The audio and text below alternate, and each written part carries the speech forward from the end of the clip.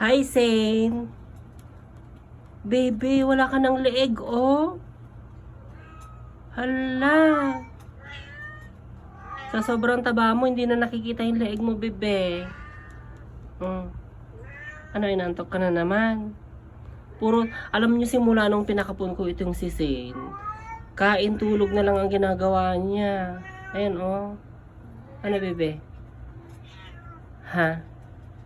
Wala ka ng leg, bebe?